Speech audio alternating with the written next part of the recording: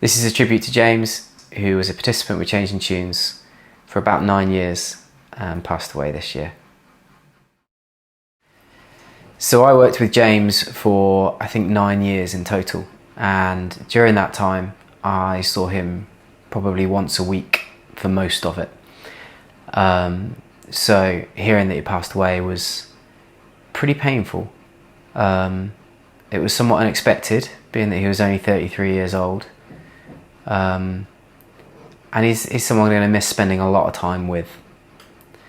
So I first met him in prison. He came along to a guitar session, a lot of people, sort of a beginner's guitar session, a lot of people learning. And he knew that there was an afternoon session for more advanced people. And he asked if he could come along to that. And it was full. So I said, come along to the beginners and we'll see how you do. And then if there's space for you, we'll move you up into the next one. And we sat down and played, and I said, right, the next song we're going to do is Sweet Home Alabama, do you know it? And he said, yeah, I kind of know that one.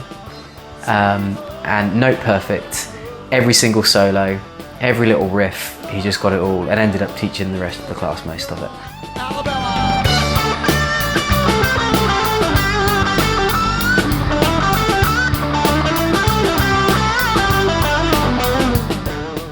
And so pretty quickly he moved up into the advanced session, and the band kind of got built around what he was doing. He knew a lot of guitarists, knew a lot of songs, wanted to piece it all together.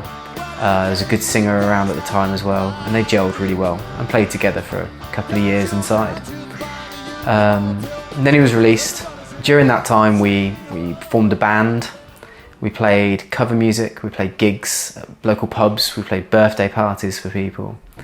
And then we started to write our own music, and the songs were based on many of his experiences and the drummer in the band as well.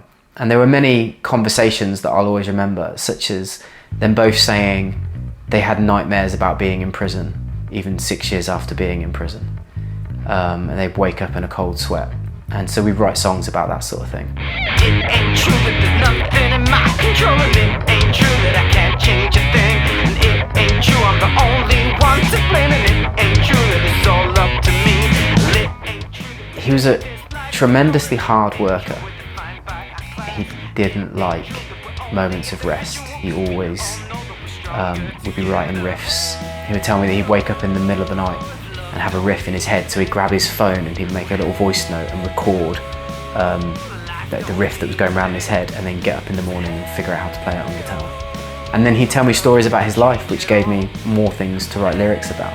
And only 2-3 weeks before his death, he had ended up back in police custody for a night, and had such bad alcohol withdrawals that the next morning I had picked him up from magistrate's court, and he was shaking.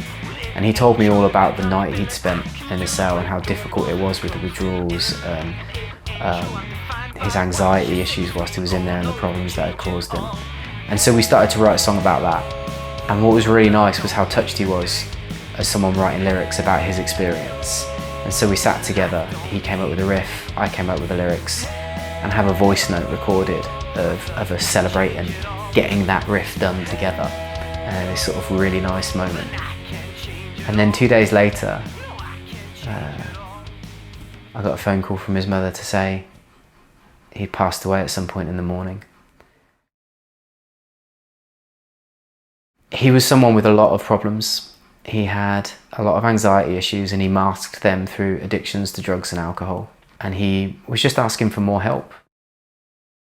The line he often said to me that breaks my heart is, I just want a simple life. He was a chef and a musician, and he said, all I want to do is cook food and play guitar and just have a simple life. About 2 months before James died, I said to someone, I feel like I'm grieving for him already, because I don't see a path for him to recover and for him to get out of it. It's always going to be hard for him, and I don't know how he gets out of his situation. When you spend that much time with someone, you get something from them. And from James I got someone to play music with, someone to spend time with, someone to care about. and someone who would regularly refer to me as one of his best friends, which was really touching and something that was difficult to reciprocate.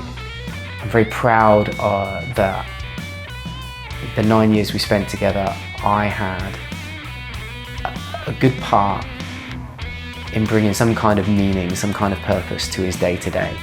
All he wanted to do was cook food and play music, and we played a lot of music together. And I think I'll always be proud of everything he achieved with the band.